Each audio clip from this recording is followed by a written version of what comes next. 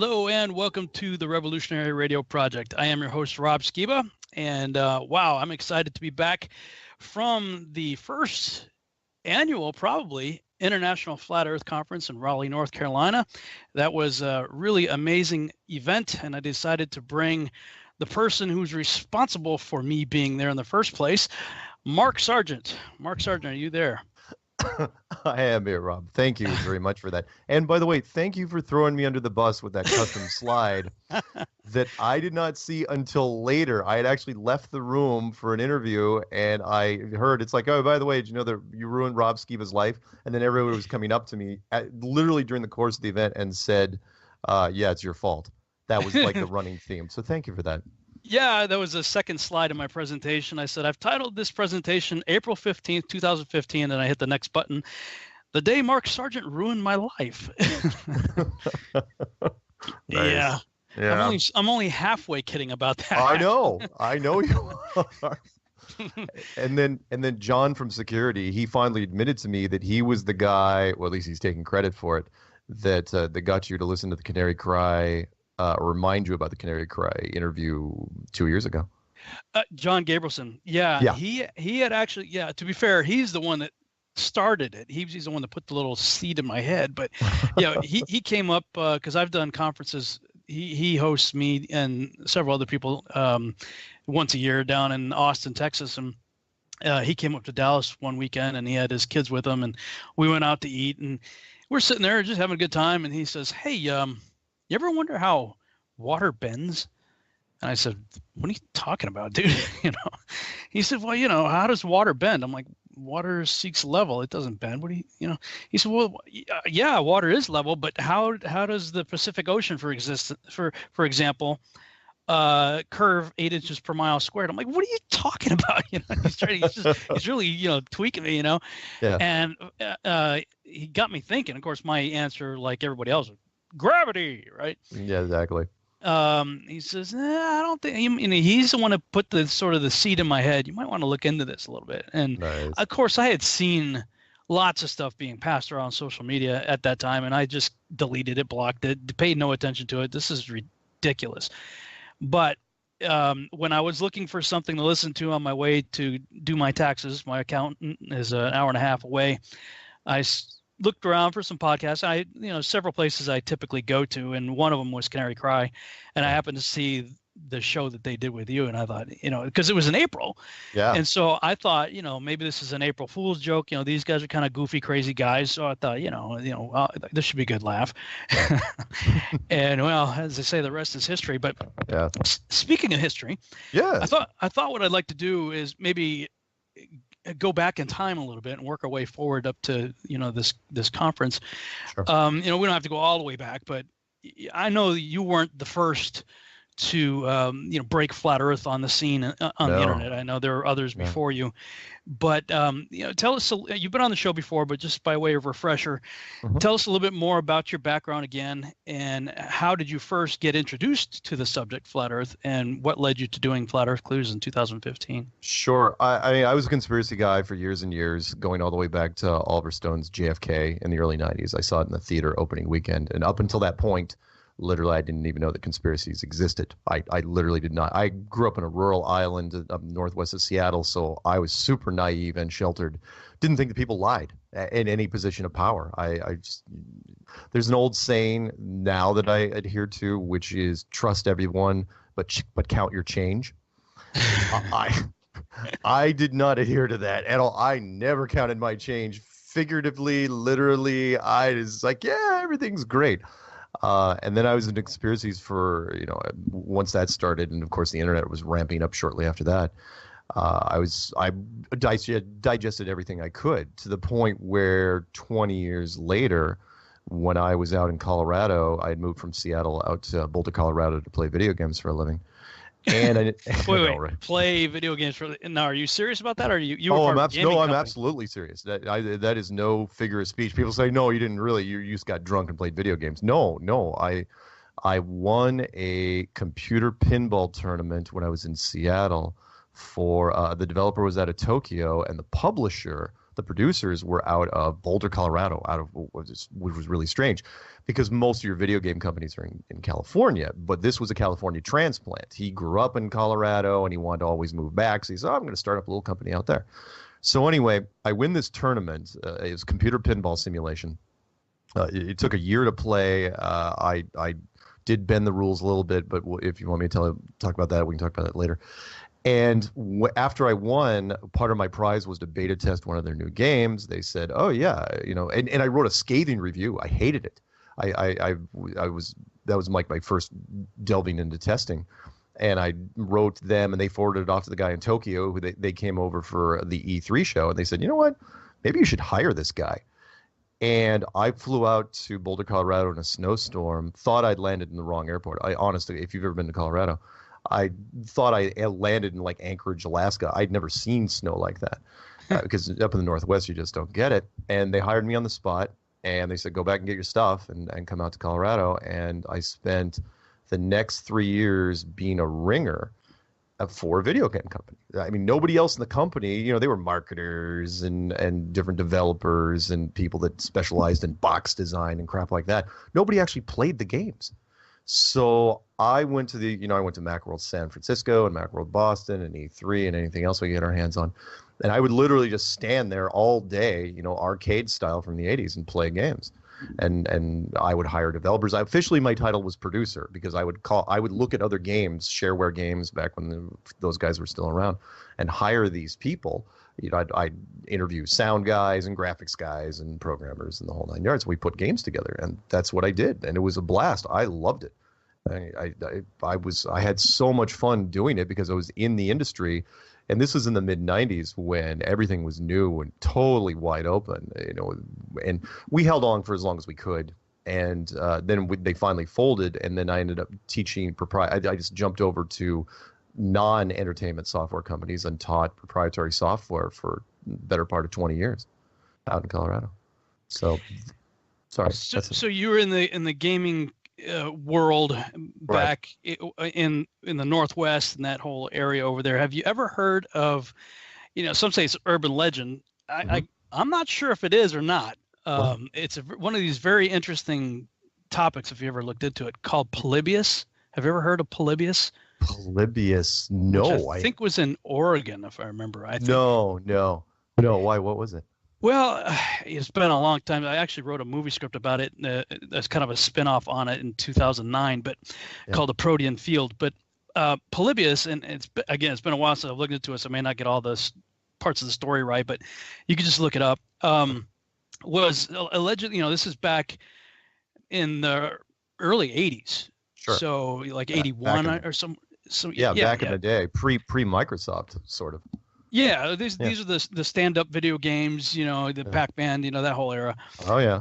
But supposedly, kids would play this game, and they'd end up having like seizures and stuff when they played the game, and so people weren't sure what was going on with that. And according to the stories, people who owned arcades in that area where that game was, usually the game owners or the people who they licensed the machine from or whatever would come in and they would count receipts and money and whatnot. But supposedly whenever the people came for this machine, they would plug something into the back of it, download some data from it or whatever, and just kind of leave the scene, and nobody knew what was up. And then all of a sudden the machines just after a while they just disappeared. No one saw them again. Wow. So people are the urban legend side of it is that this may have been some sort of branch of MK Ultra, seeing what video games could do to kids and whatnot. But it wouldn't. Yeah, that wouldn't surprise me at all. And I was deep into the arcade games back in the day. I knew just about everything. And if that story is true, it absolutely wouldn't surprise me because of the early Super Nintendo machines that came out. There was there was a warning on the side, about a frame rate issue that could potentially cause, in certain situations, seizures. And this was pre-HD television, and I don't know how exactly they fixed it, but I remember that very, very clearly. And that was on a console game on a television. So, why not? I just looked it up while you were talking. There's actually a Wikipedia entry on this thing. Polybius, Polybius, urban legend, and it talks about how in pop culture it's actually made its appearance in some things like episodes of The Simpsons, sort of in the background. Right. And according to the story too, there was a plaque or something, somewhere on it. Usually, it'd say the maker of the game or whatever, but this said the property of the U.S. government. Oh wow, yeah, that would be something. It wouldn't, they would have to have a really limited market. So when you mentioned Oregon, yeah, sure, why not? I played a lot of different arcades in the Seattle area, and you want an isolated market, and then monitor it. And yeah, sure. Yeah, I'm not going to throw that story out. No. Apparently, it was in. I just looked at this. Says the story tells of an unheard of new arcade game appearing in several suburbs of Portland, Oregon, in 1981. Yeah. So yeah, it's something you might want to check. I will look into that. That's really, really good. The coolest little story I had, other than a programmer, the developer that worked for our team. Oh, okay. Two quick stories on the video game side. There's a developer that worked for our team, and he was older. He was like in his early 40s, and that was unusual because it was the mid 90s. Because you backdate the years, it's like, dude, you've been programming since the early 80s. How are you even here right now? How are you working for a small development company? He goes, well, let me tell you. He goes, I'm working with my roommate in this stupid apartment, and this company gets a hold of us and says, yeah, we're trying to develop this brand new thing. It's a combination spreadsheet and graphics program and word processing program. And it was handed to him, the assignment folder, and he goes, this is the dumbest thing I've ever heard of. And so I just dumped it to my roommate and go, here, it's a piece of crap. You take it. You know what that project was? Microsoft Works 1.0. Nice. and I go, oh no. And he goes, yeah. And I go, what happened to your roommate? He goes, man, I don't even know. Last time I heard, he bought an island somewhere, and he was never heard from again. The other one was back in the day when I was playing. We were talking with a company way back in the day, early guys that were working on programming stuff. And I won't name them right away, but they were based out of Chicago, and they'd made a little game called Marathon, like a first-person shooter. And we were talking after work once, and we were talking about a project they were never going to finish. And it's like, yeah, we're never going to finish this old project. And that project ended up being Halo. Oh wow. I know, and they wouldn't have finished it, but Microsoft was scouring the country, and they went to them in Chicago and said, "Hey, do you got anything you could finish?" And they said, "Well, what if he gave you a whole bunch of money? By the way, you got to move to Seattle to finish it." And they said, "Sure, why not?" The rest, as they say, was history. So, are you an actual game programmer yourself, or? I have dabbled in development, but no, for me, it takes the mystery out of it. That's the one thing I hated about developers is when I watch them, intensely. I mean, remember, you're programming every nuance of every little thing that seems magical to you in the game, everything that gives you, the feel goods. Yeah. And so the programmers that I knew, of course they didn't play their own game. Of course they tested them, but they didn't get any joy out of it because they know how it works. Yeah, it was it. The whole, I hate to use the comparison, but God doesn't play dice. Because God wrote dice. So God can't play dice. So he probably would like to, but he can't. And so, but I did. Yeah, I dabbled a little bit, but not enough to where I knew it's like, no, I can't because I loved playing so much.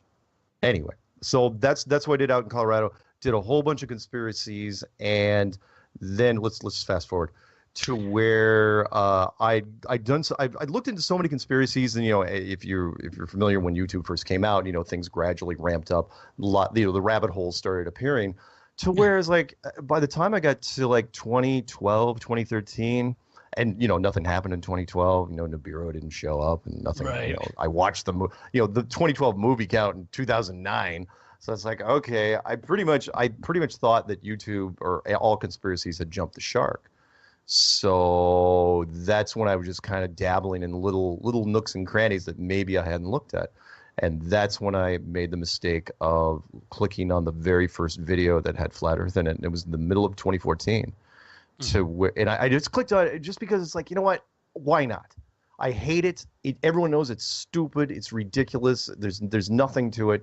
I'm just going to click on it so it's on my bucket list, right? It's like, I didn't have a bucket list. I just made up one. It's like, okay, I'm going to click on it.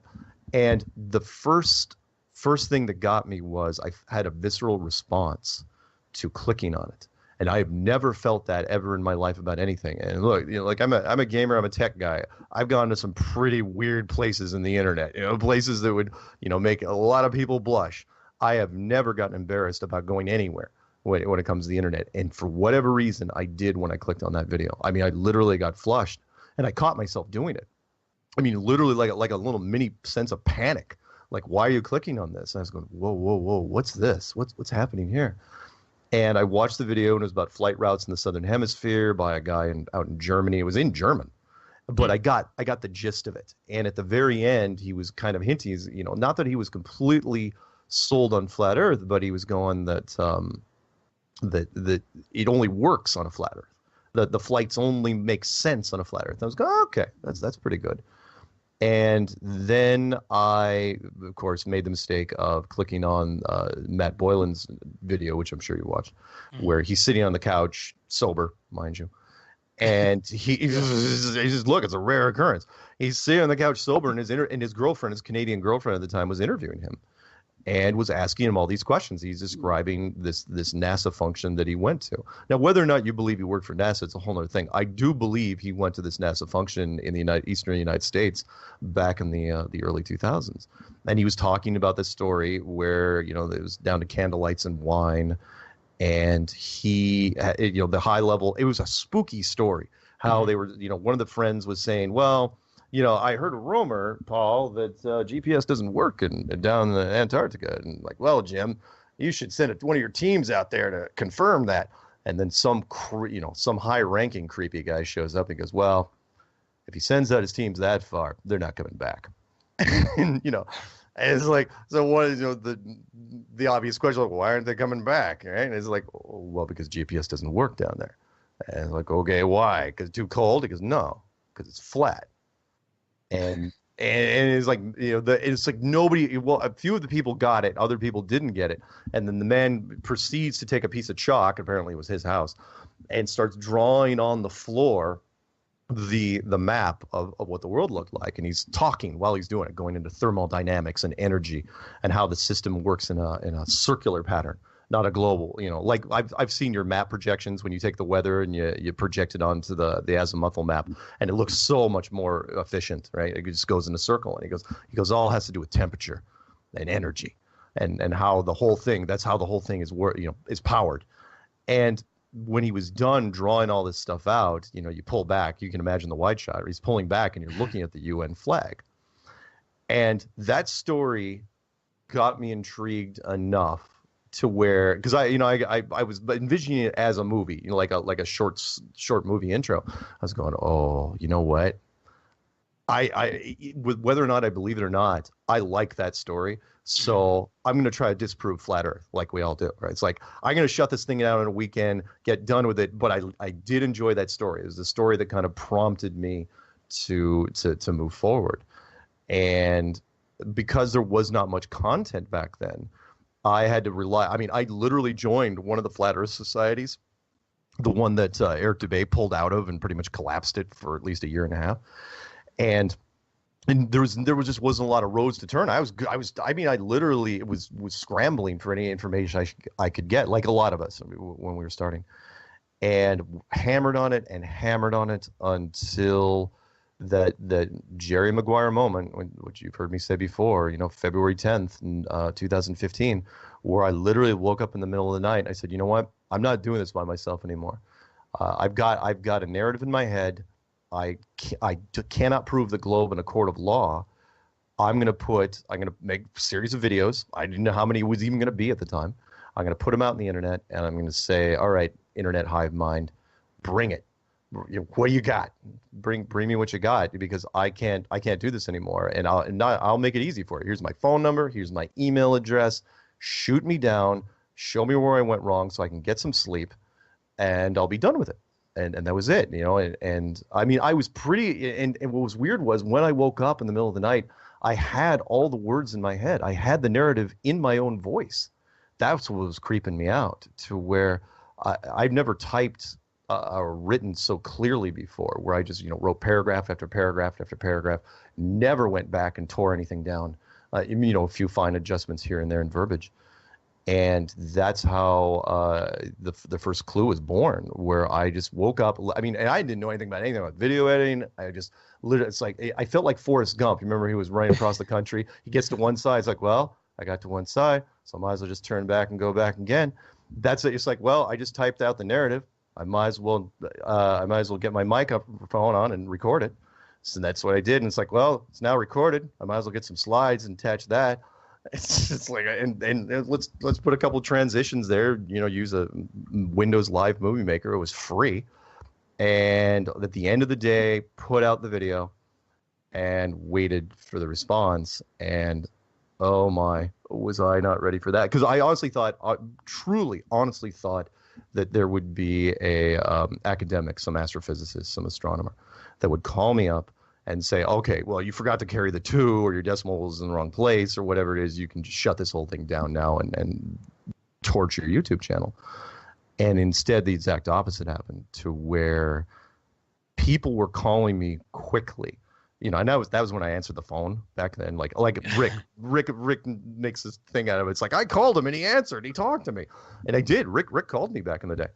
Well, I did too. The day after I listened to Canary Cry. Do you know the first person that literally called me, though, was, I will say this, he may be Captain Jack Sparrow, he's unpredictable, but it was Matt Boylan.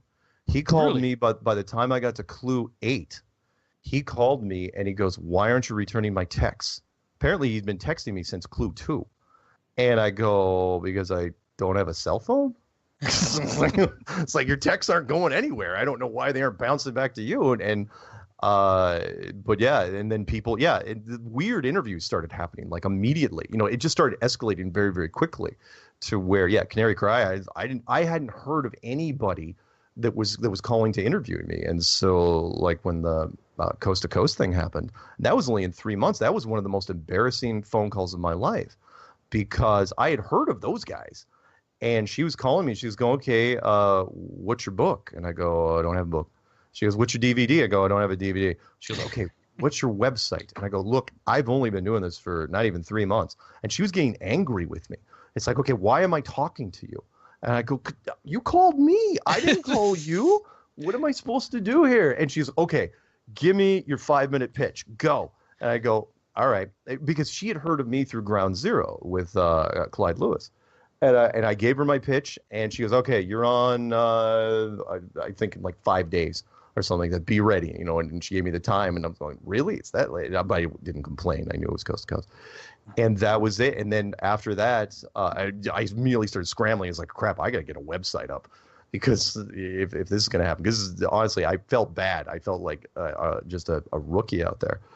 And then people, then you and I got in touch, or around that time. Actually, I think you were before Coast to Coast, because you were in April. Yeah, April. Yeah, so February, March, yeah. So you were 2 months in. You were one of my very early guys. Early guys. And I remember you mentioned the Canary Cry thing, and I knew the story. And it was great just listening to you, because I know you were struggling with it. And then, I watched you build testingtheglobe.com and going through that trial and tribulation. Oh. And it was, and I remember specifically, because, the community was much, much smaller. And people are going, "There's a Phil Collins video up. There's a Phil Collins video up. What happened?" And I go, "I don't know. I do not know. I have not talked to the man." And back then it was harder. It was, as you know, it was way harder. So anyway. That's funny, because when I built Testing the Globe initially, it was on a different one. I got several other websites, and it was just originally a blog post on one of my other websites that I kept adding to.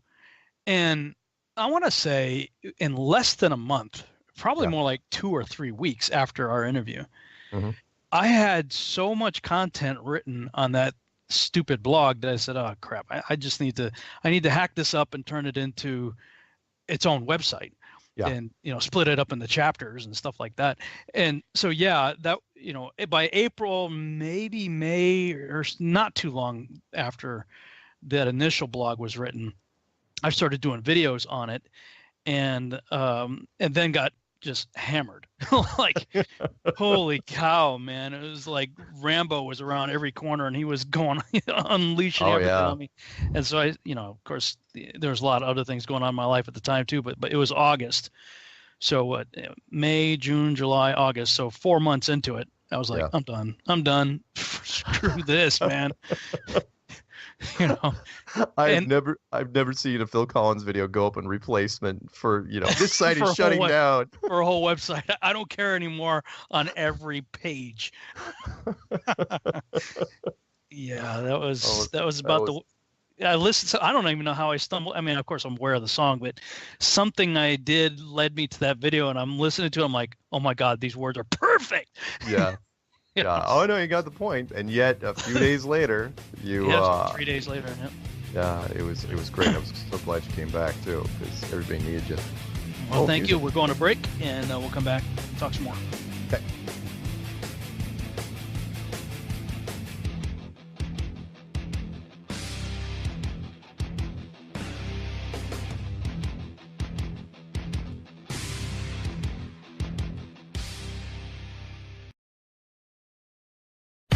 Hate, no hype, no fear.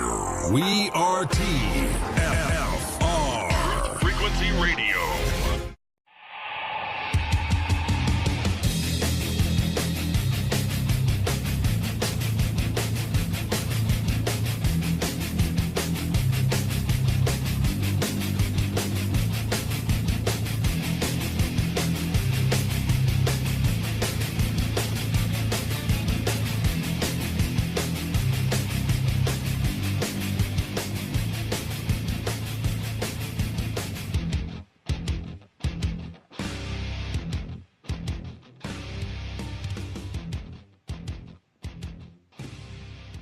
And we're back on the Revolutionary Radio Project. I am your host, Rob Skiba, and I'm talking with my guest, Mark Sargent. And right before the break, in the previous segment, we were talking about sort of Mark's journey that led him into Flat Earth. And Mark, you made a statement early on in the first segment where you were talking about, why would people lie, Right. And I had an interesting conversation with somebody at the conference, and they were kind of struggling with that too. And it's because most of us are generally honest people. I mean, we're, for the most part, most people are, honest people that just want to love and be loved and, mind their own business and whatnot. So because we are not that way, it's inconceivable to us that there are people out there who could be so dark, so evil, and the extent that they can do things that we would never imagine is unthinkable to us. Yeah. And I've tried to break it down in a whole bunch of different ways when it comes to the lying thing. Because again, I grew up so sheltered that I didn't really think that authorities would lie to me, even when I got to college. It was unthinkable because children don't believe in lies. And in fact, I was thinking of a story just today that came out, the site Rotten Tomatoes, where they do the movie reviews. Yeah. And the Justice League movie, actually, this fits in pretty well. The Justice League movie was coming up real soon. And people were complaining because the reviews weren't being posted on Rotten Tomatoes yet, which was kind of odd. It was being delayed for some reason. And you're saying, well, why would they do that? It's Rotten Tomatoes. Well, Time Warner, the people that made the Justice League, also own a minority share in Rotten Tomatoes. So how it starts a little small. I mean, we lie. There's so much deception. I mean, let's face it. It's a world of deception in so many little ways. But that's a perfect example. It's like, look, they knew the reviews were going to be bad. They had influence over the reviewing site. And had they let it come out normally, it could have cost them, I don't know, upwards of $10 million. Let's just say $10 million. That's $10 million. That's a short meeting. It's like, all right, call up Rotten Tomatoes, delay this thing as long as you can, and then of course Fox News broke the story and they had to release it anyway. But the fact that they even tried was something. So I don't know if you're talking about the person you were discussing the lies with. Was that the ABC News lady? Well, she expressed that too. If you saw the interview, she's like, why? That. I mean, so many. That's one of the questions everybody asks. Well, why would they lie? Why would they lie? Yeah. And by the way, congratulations on that. I really hope they use as much of you as they can. On that, you were way more composed than I was. The lighting that they put on me, they just put one of those. You probably had the same, that brick LED light. Yeah. But they had me. Yeah, it was horrible. But I was facing it. She was literally standing right underneath it. I couldn't even see her. So if she had any little facial expressions, micro expressions, all I could tell was she was a woman. That was it. I mean, the rest of it was horrible. So I was listening to your entire thing, and she was going, because that's one, I get that question probably 1 out of every 8, 1 out of every 10 people. They'll say, well, why would they lie? Why would they cover it up? I'm going, are you kidding me? It's like, look, it's the biggest thing ever. Next to what happens, is there life after death?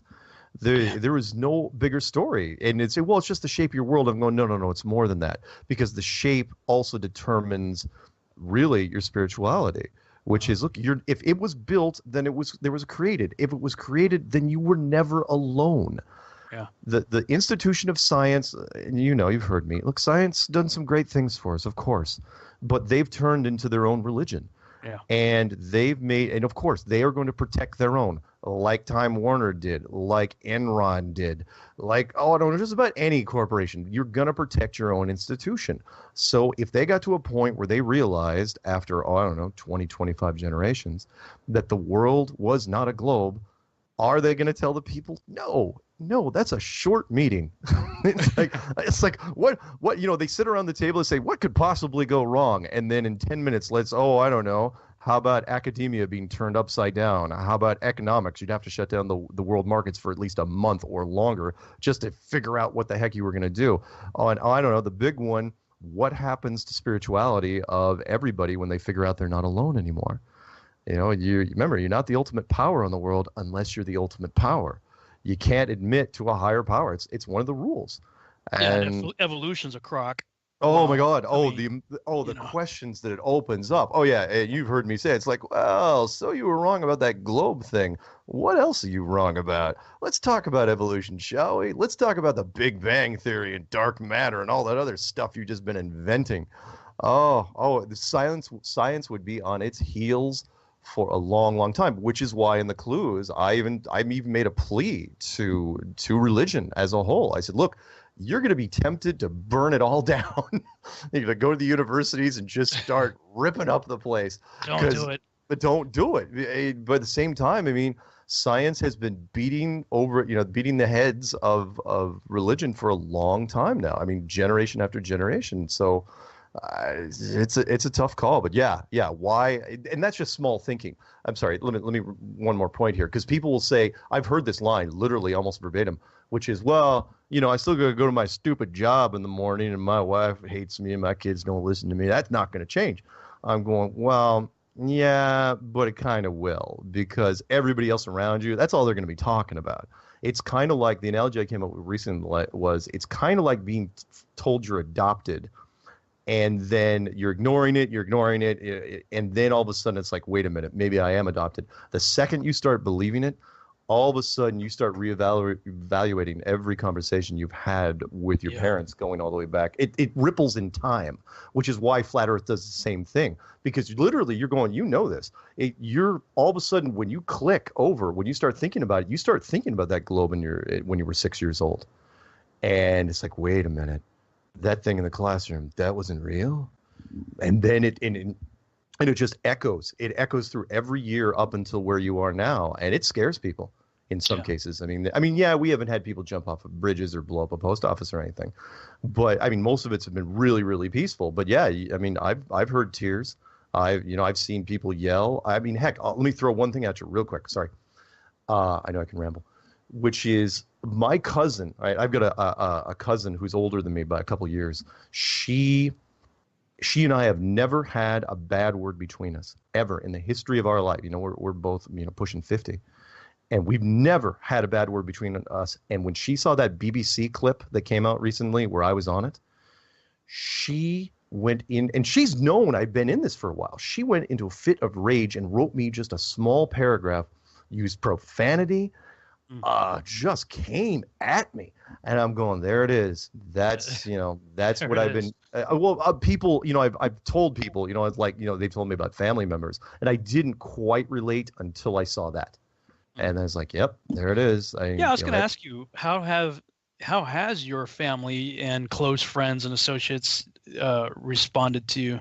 Half and half. So, and which is what I expect. I mean, look, I'm a fairly eccentric guy anyway. I mean, so they're like, oh, there he goes again. I was thrown out of college for manufacturing explosives on campus. I won a video game tournament and played video games for a living. I've done some weird things, right? But so there were some people who's like, well, if anyone is going to get into this, it's Mark. But at the same time, it still comes down to a belief system. So if you can get, aside from that initial knee-jerk reaction of, well, that guy's an idiot, you can get past that, then it's a question of how much you're willing to look. I actually like your thing where it's like, spend 24 hours and divvy it up any way you want, but look at it that long, because it does take a little bit of time to dig into it. My sister, for example, believes in the media, period. So it goes from God's lips to Fox News. If it's not on Fox News, it didn't happen. But I've had other cousins that are on board, but it's all, everyone's got their own little caveat. So I've got one cousin in Arizona who I know believes in it. In fact, he might have been listening to the show. And his wife does not. So he's in he's in that closet category where you really can't talk about it. Same thing with one of my other cousins up from my dad's side. He's totally into it. He sent me an email. I've kept it just in case. Aaron, in case you're listening, I've kept that email. It's like, right on, man. But he's still not going to come to the meetups with me, even though we're close. My mom is one of those mothers that, unfortunately, she'd back me even if I was probably killing people. To be honest, it's like you hear the serial killers. It's the mother knew the entire time. That's probably my mother. My father, on the other hand, he's more skeptical. So yeah, it really goes back and forth. But everybody's got their own. It's usually somebody else that's stopping them from being enthusiastic about it because they're worried about, their job, their marriage, their friends. I mean, no one wants to be that guy that comes, no one wants to be the first person on the dance floor and look stupid. And I feel, in the early days, all of 2 years ago, back then, way back, it was back in the day. Back in the day, you remember that 2015? Back in the day, it was much harder because again, who do we have? Tila Tequila. That's all we had. And then in 20, but it got easier as more celebs came out and as more articles got written on it. You remember the Kent Hovind article where he got out of prison. And Forbes magazine ran that article on him because he didn't even know what the heck was happening with Flat Earth out there, and he had to respond to it. And he had to go against it, I think, because it was too early. 2015, he couldn't do it. Now, I think he could. And anyway, so it got easier as it went along. So I've gotten to talk to more and more people about it, to where this and the BBC thing that came out, that was just a fluff piece, and it's like, hey, wait for HBO or wait till somebody really tries to tear into us. That came out, and my sister actually posted it on Facebook, and I'm not saying she's completely softening up, but again, because she believes in media, it's now more credible because they're talking about it. It's like, really? So so it's helping us in some regards. It's helped me, and honestly, let me end with this. I did 14 interviews in 2 days at that freaking conference, to where my voice was, I literally lost track, and I was giving out flash drive press kits to anyone that interviewed me. It's like, look, don't just, don't take my word for it. Start here, go, I give them a hard copy of the clues, and it's like, here, go run with it, because there's no way I'm going to convince you. But there was so much media there that, any publicity is good publicity. It's going to be an interesting next couple of weeks. For sure. I was wondering, if you had something like a thumb drive or a DVD or something with Flat Earth clues on it that you can hand out. Yeah. Because she said the woman that interviewed me and I guess everybody else for Nightline said that she had seen all the clues. So yeah, I was surprised. Well, I think they kind of told her. Well, who knows? No. You know why she walks the flus? Oh, I can tell you why. Because I had been working one of her. This will kind of tell you where we were at the conference. You know, there were more and more media showing up as the hours progressed because it was crazy at one point. Yeah.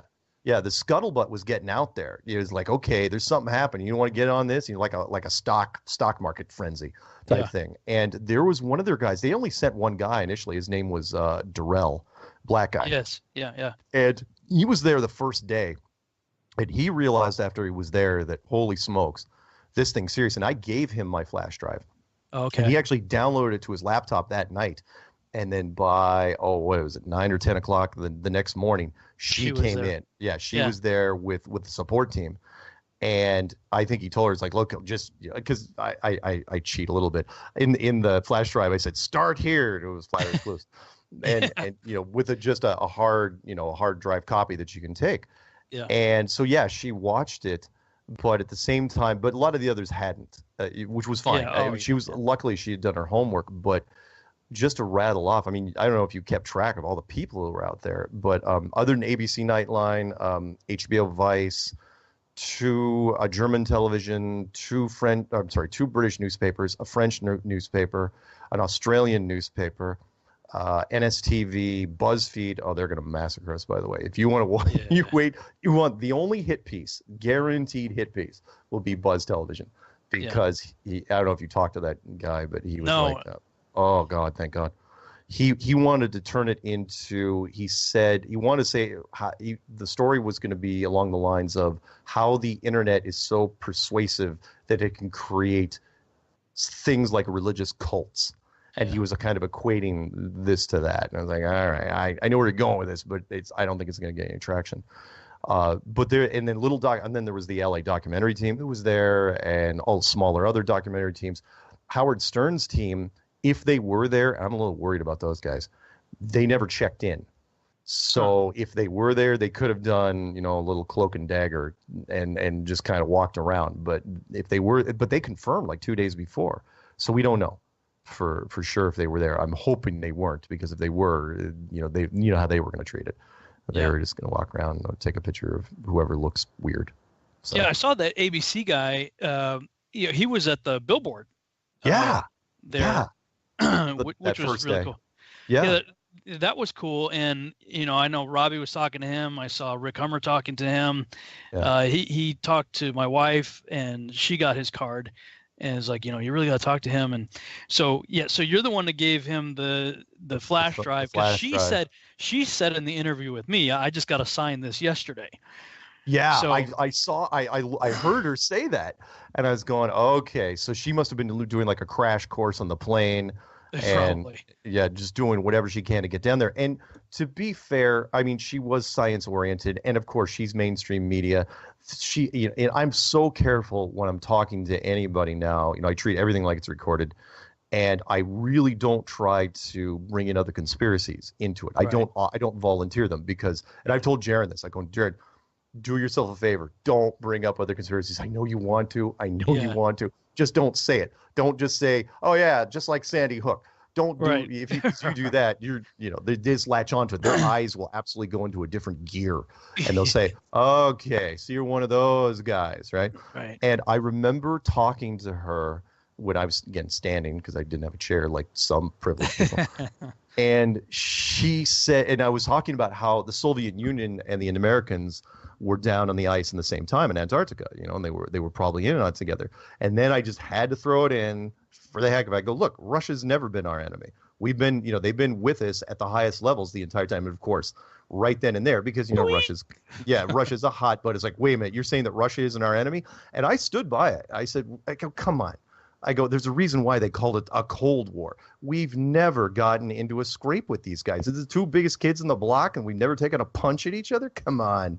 It's a great hype. And that is, the space race, it was a race, but we weren't like sabotaging each other's space programs. And so anyway, she latched onto that for a little bit. I'm hoping she doesn't use that soundbite, for who knows. Oh yeah, by the way, I appreciate this that you said at the very end. You had that cynical thing kick in where you were basically, she is I mean, she's about as mainstream media as you get. And you said, yeah, well, you're probably going to just chop this thing up and use whatever you want. And you were dead right. I mean, it comes in, she could say, oh yeah, we'll be objective. But once she said, oh yeah, there's like 10, 15 people involved, it's like, oh no, they're going to go for, whatever kind of raises their eyebrow. And for sure. Logical. And they probably interviewed several of us. So, yeah, I might get a 5-minute clip. You might get a 5-minute clip. Everybody's going to get a hodgepodge, and it's going to be whatever that. But I told him, I said, look, I'm happy to do an interview, but I'm going to videotape you interviewing me. Yeah, no, and you did a great job, and I'm glad. In fact, I forwarded, once I watched it, I shot it over to some of the circles, and they were like, oh, right on. I mean, no, that was more valuable than her interview because you don't know what was lost. Yeah, they're going to take a little piece, and I'm really looking forward to seeing what they do with it, because whatever they do with it, I'm going to take what I have and say, okay, here's the bigger picture of that soundbite. Yeah, no, you were absolutely right to do so. It was perfect, and honestly, if I had the wherewithal, I would have probably done the same thing. It didn't occur to me though. In fact, it didn't occur to me until the BBC fluff piece just came out, because I talked to that girl. She was like a one-man show. And I talked to her literally for 20 minutes straight, with cool little graphic, the little models and all this other fun stuff. I was just hitting all these points. And what did she pick up on? She picked up on my my reverse psychology thing, where I said, kind of a version of yours, which is, don't take my word for it. Yeah, I could have just. I could be a mental patient. But most people will know. Anybody worth their salt's going to know that anybody says that. It's like, I could be a mental patient means you're not a mental patient if you're smart. But I get it. She used that. She also used the guy with the van or the rainbow truck in the parking lot and the goofy music to set the whole thing up, like it's like the do kind of music, like right. Here's a bunch of idiots. Yeah, the stuff you'd hear at a carnival type of thing. It wasn't clown car music, but it was pretty close. Yeah, pretty close. I will say this, everything for a reason. When that little piece came out in London, because it was initially a London company, every BBC thing tied to that seemed to latch onto it. So I immediately got called by a BBC radio company that wanted me to do a promo piece. And of course they called me at freaking 5 a.m. So by the time I called them back, they said, no, we filled the main spot, but can you do the 6-minute promo? The lead in. I go, yeah, let's do it. And that one was picked up by another one, and other people looked at that one. And so there's secondary ripples just because of the fluff piece. Because a lot of times it's just the headline. It's interesting. So yeah, at least I will say this: it was a fluff piece, but at the same time, at least they didn't bring in scientist rebuttals. And I don't know. We'll have to see how some of the others work, but I don't think they will. I think everyone's going to treat it the same way, which is, who are the people of Flat Earth?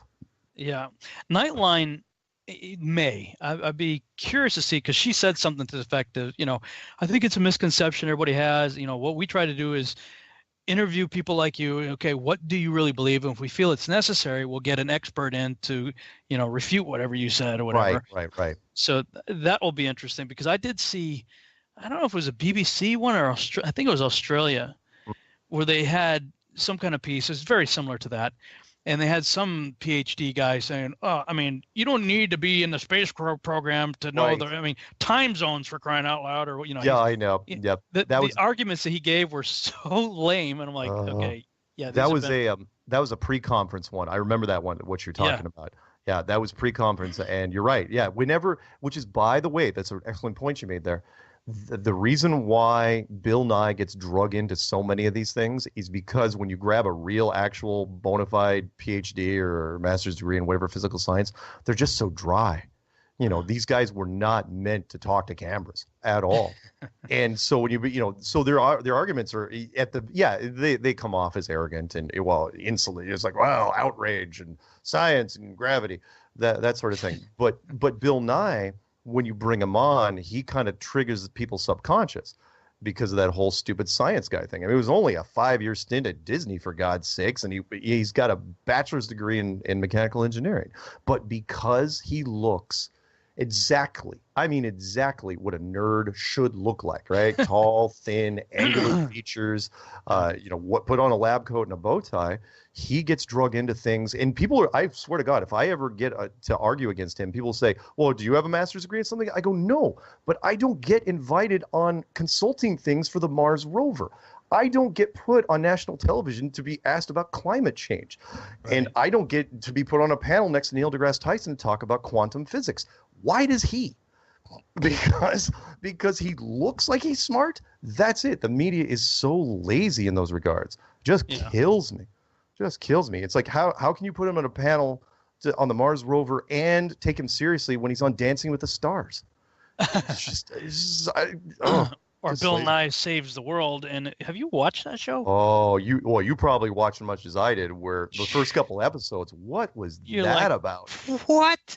I don't think, I felt bad for him in that case, because like they weren't obviously showing like your next musical act is going to offend a whole bunch of people, but introduce them anyway, because he obviously didn't get it. For him now, honestly, he's just going in it for a paycheck. I mean, you saw he sued Disney shortly after that show started because he figured, well, I'm important now, I'm in the news.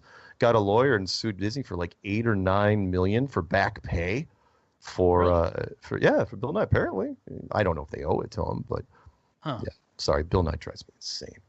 I hate him. I hate him so much. Yeah. Anyway.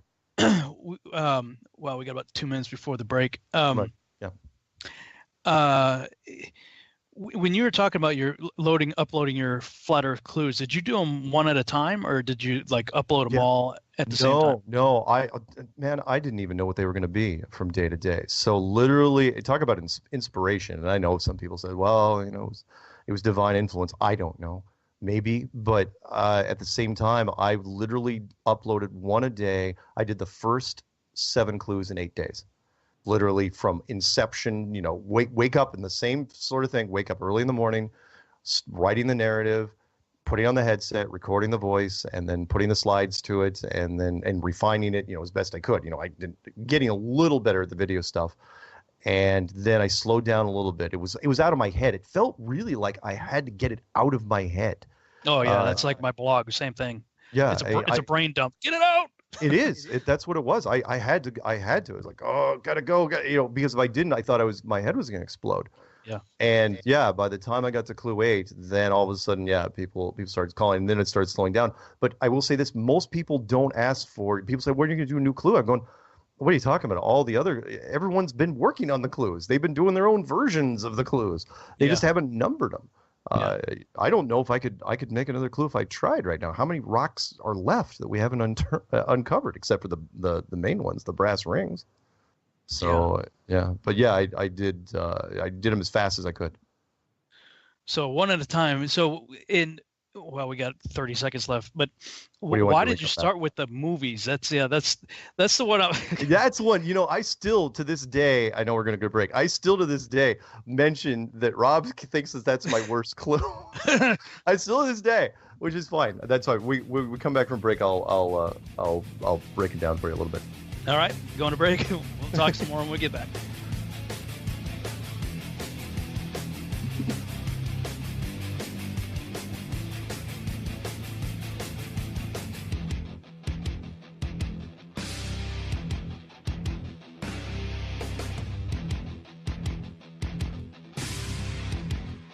Hello, YouTube. I hope you're well. You are now tuned into the truth frequency. Your protection from deception. This is Truth Frequency Radio.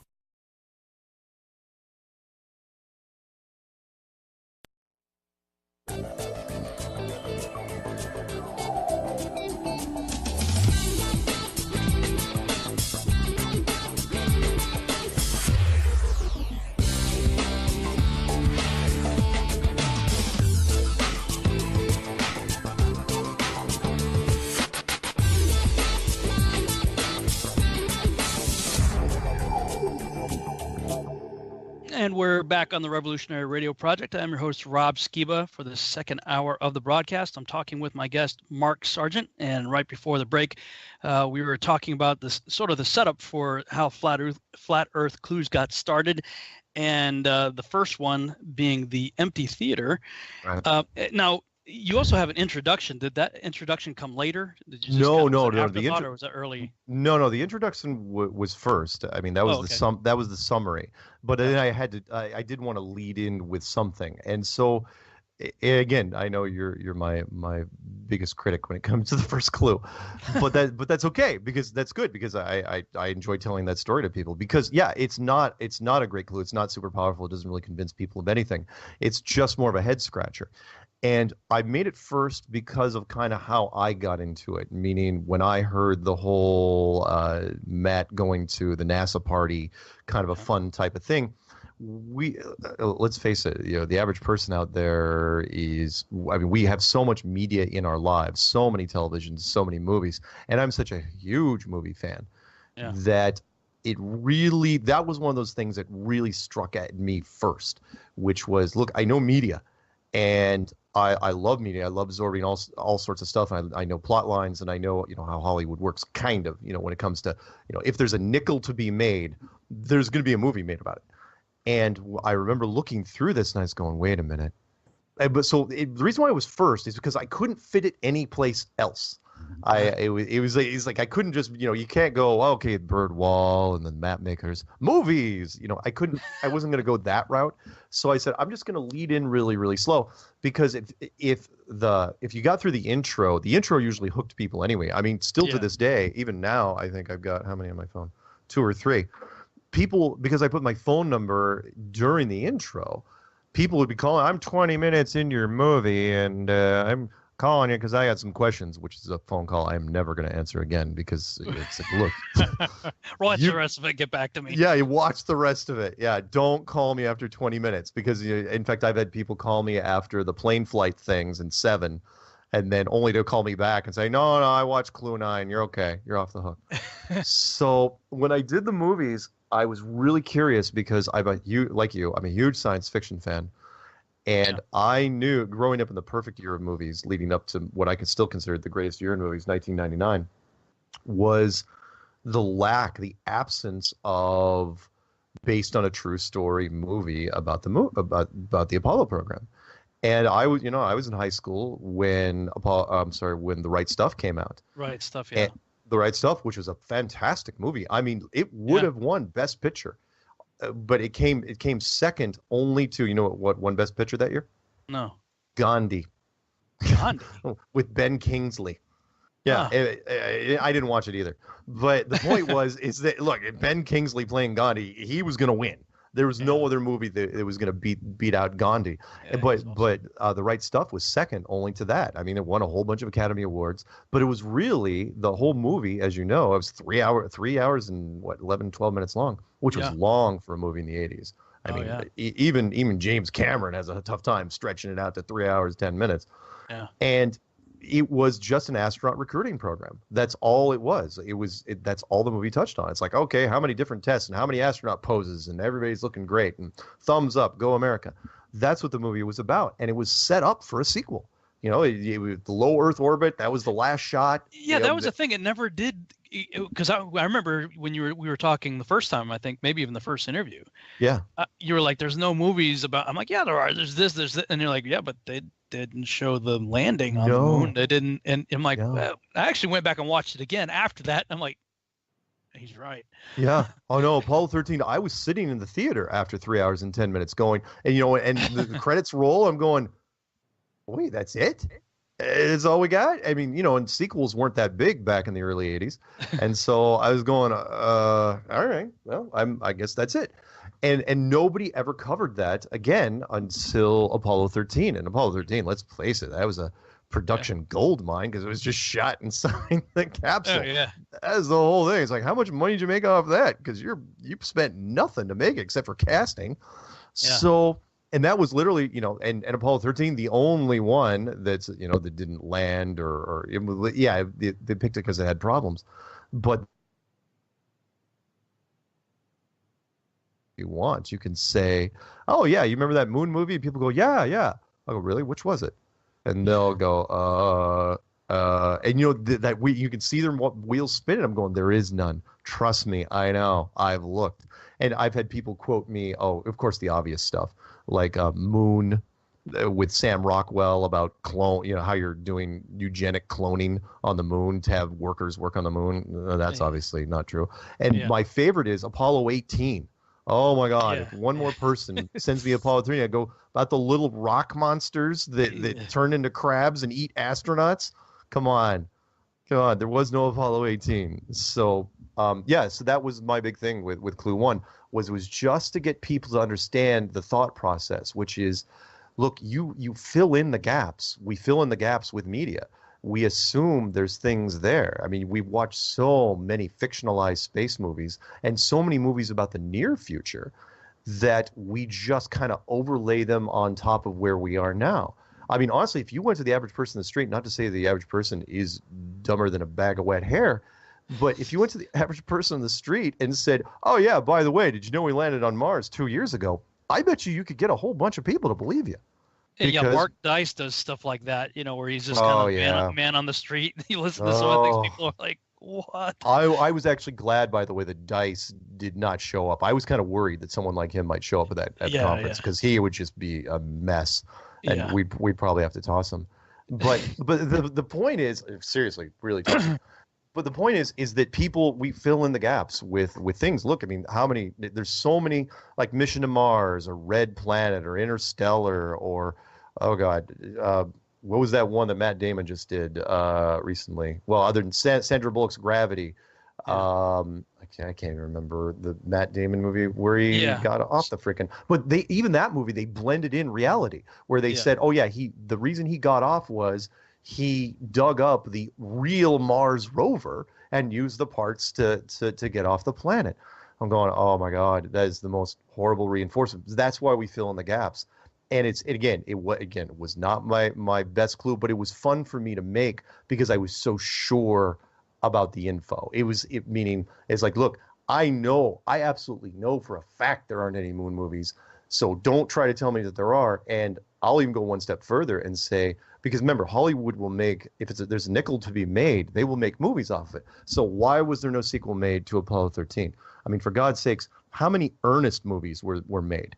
Back in the day. Remember all those stupid movies? Oh my God. They made a sequel to Paul Blart Mall Cop. For God's sakes. And you're telling me and there's not even, and that's where it gets creepy. Silent producers, how they can kill projects, where there's not even a moon movie that went straight to DVD. And those are a dime a dozen down in Hollywood. You start off a project, it never makes it to theaters, and it goes straight to the DVD thing. There's not even one of those. And that's when I started thinking, okay, this thing is very quietly being, it's like, oh, you're thinking about doing an Apollo project? Uh-huh. We're going to assign you these two producers over here.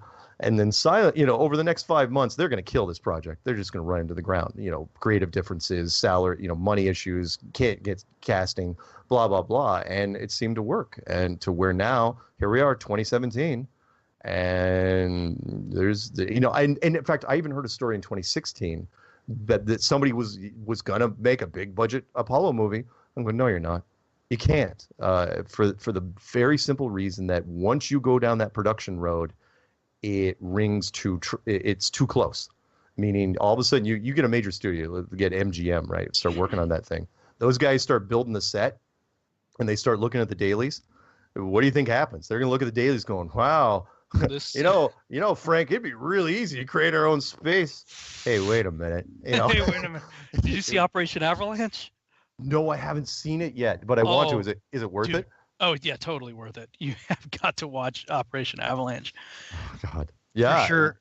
I don't know if you were in there when I mentioned it, but, I mean, there was a really – as a movie goes, well, it's sort of like a Blair Witch Project kind of look to it, like it's a, handycam kind of – like found footage. It's like – it's meant to be like this has been dug up since like 1969, it's been hidden away and, that kind of stuff. So they did a really good job of making it look like a period piece.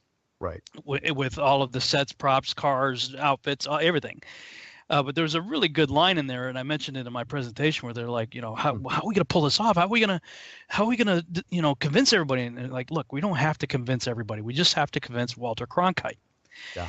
And because if he believes it, and this is the power of media, and I was like, what a brilliant line in the movie, because everybody's like, it's too big a conspiracy, too many people have to be in on it and all this.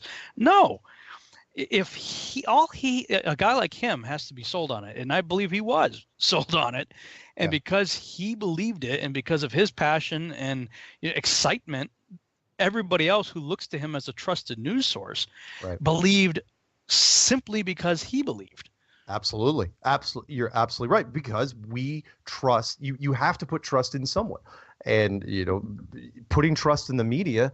It's something that's ingrained in us when we're very, very young. I did a quick little video last year when I was up in Canada where I was talking about how, again, kind of like those lines, the faith in media.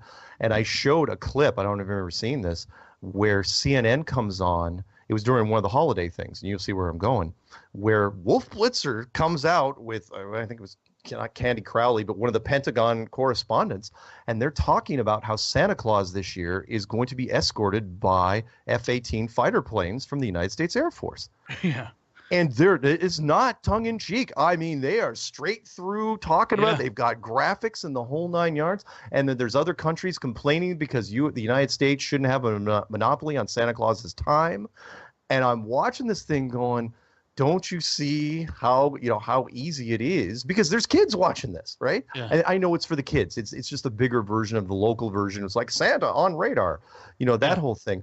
But the point is that just because you get to a certain age, you don't believe in Santa Claus anymore. There's some topics that there is no age limit. And because the media, what they throw out there, we believe is gospel. Look at War of the Worlds. I mean, yeah. Yeah. I actually have a copy of that, of the audio of that, and the book about it. And because we're talking early days of radio and media, right.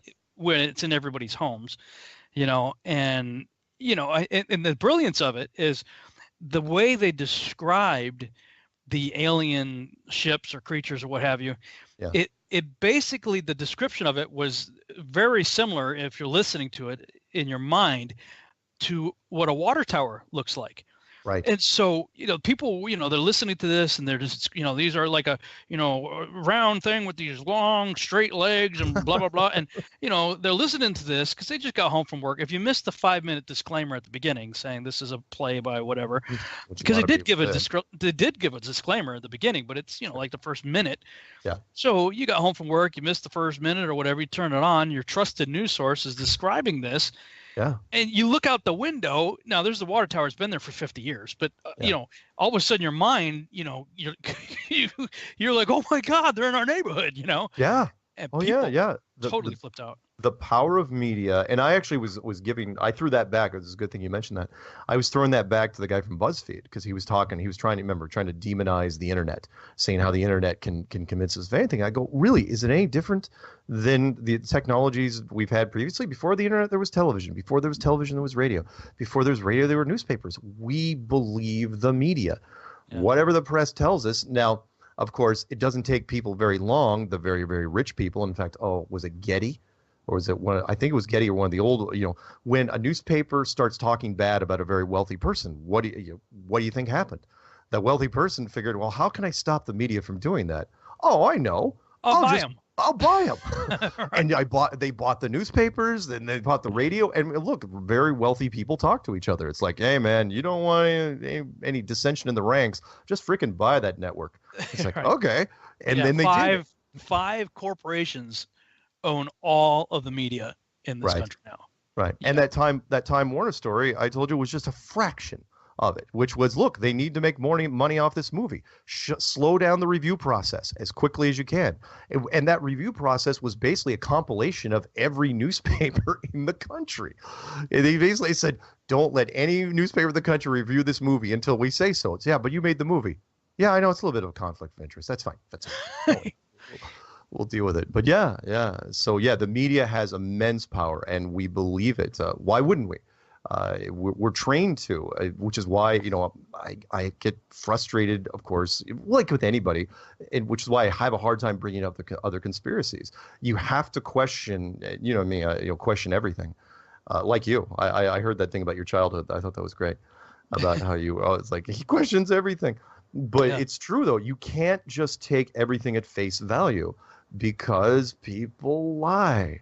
And just because they come at you and smile and look pretty for the camera and say, well, we're not going to lie, doesn't mean they're not lying. It just or in their case, they're just I hate to use a Ron Burgundy line, but from Anchorman, but it's true. It's like, look, they're news readers. The very few journalists anymore. It's all just, grab the content, edit down, and read the teleprompter. And a lot of the times they don't even know what they're reading.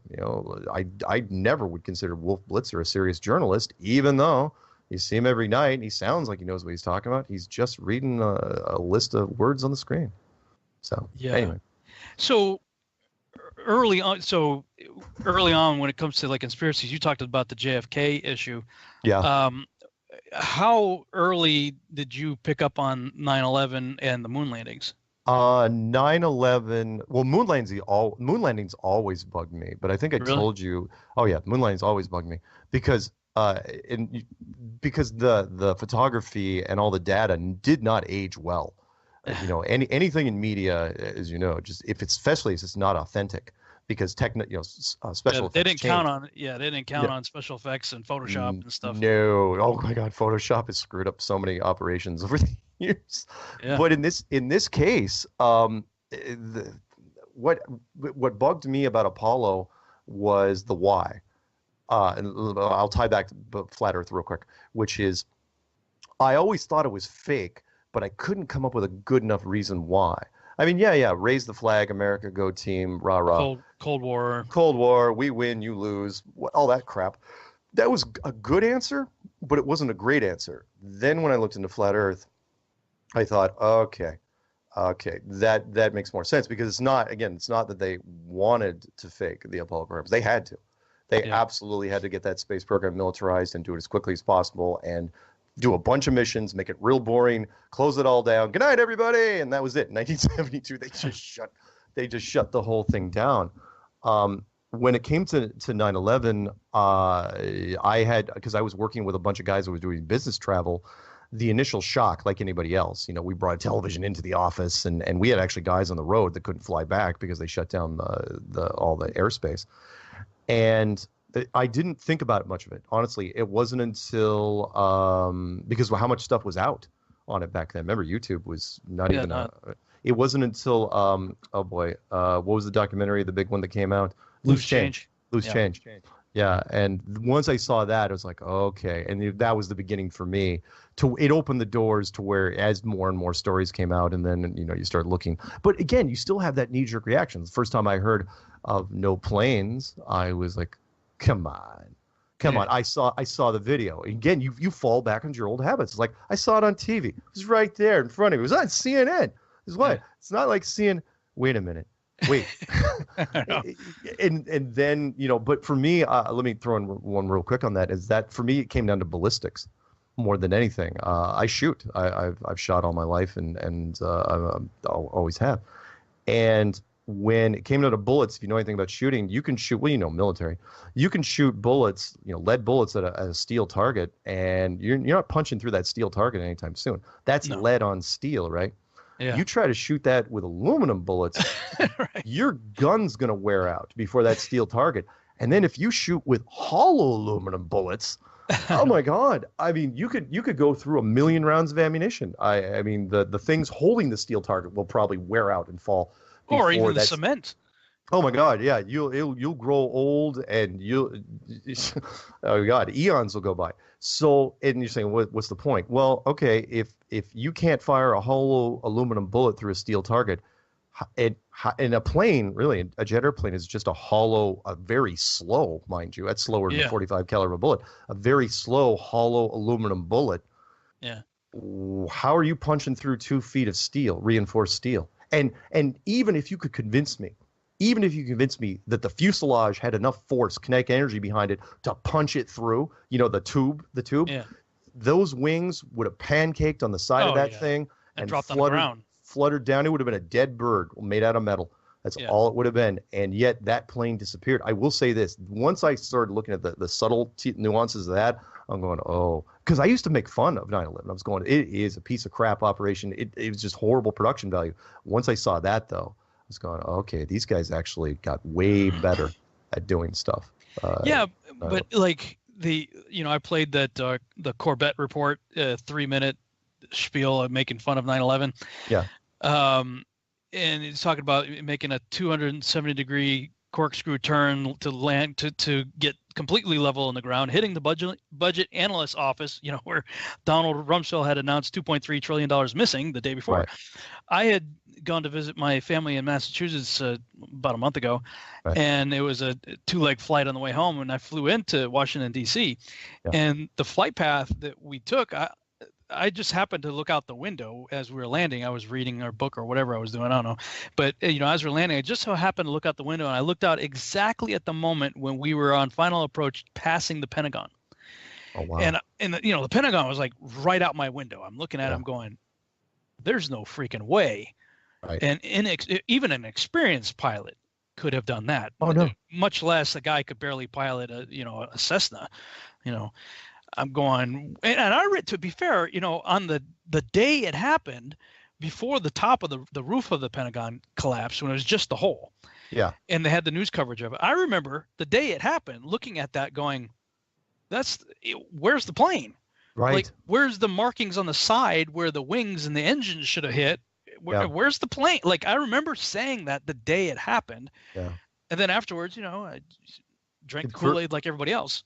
When the BuzzFeed guy was asking me, he was asking about other conspiracies. I'm going to tell you what, I'll make it easy for you. You ask me any conspiracy, I'll answer it in one sentence. That's how, I boned up on conspiracies I consider myself to be. And he goes 9/11, and for me, I go, Building 7, period.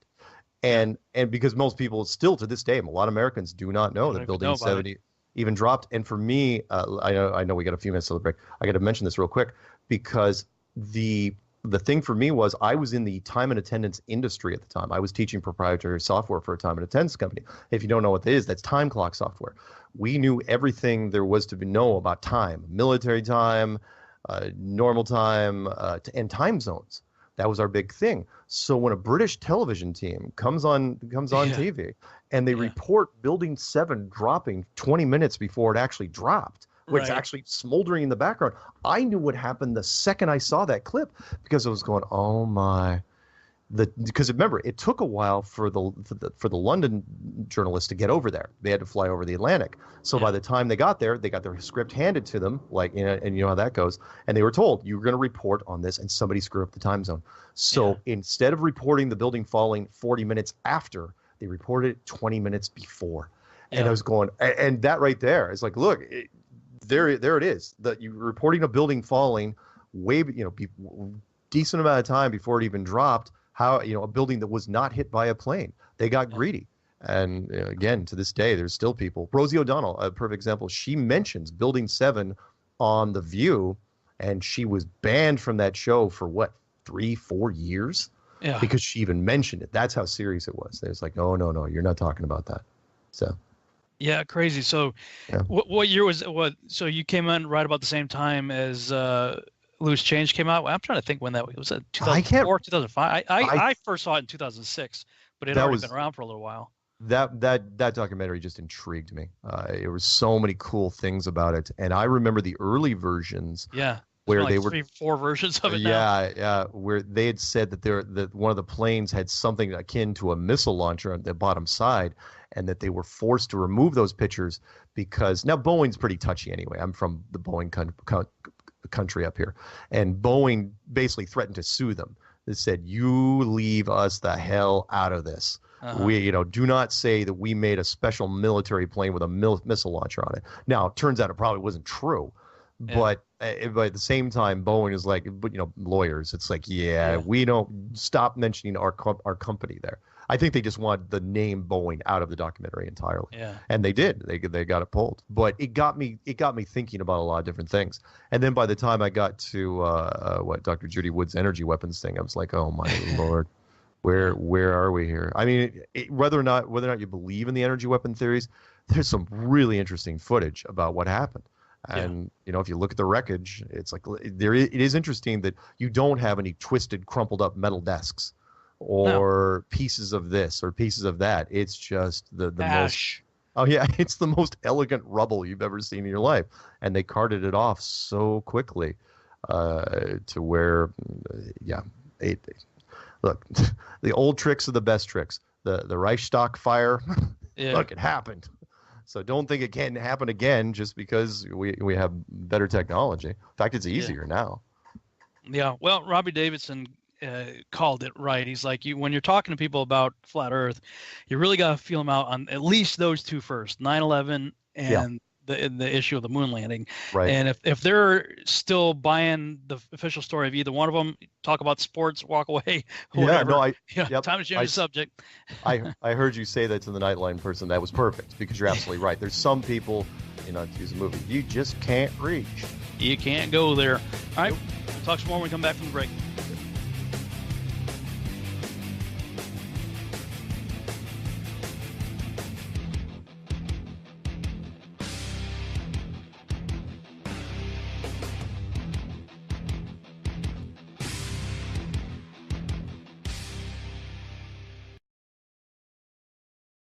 You're listening to the Truth Frequency Radio Network. No hate, no hype, no fear.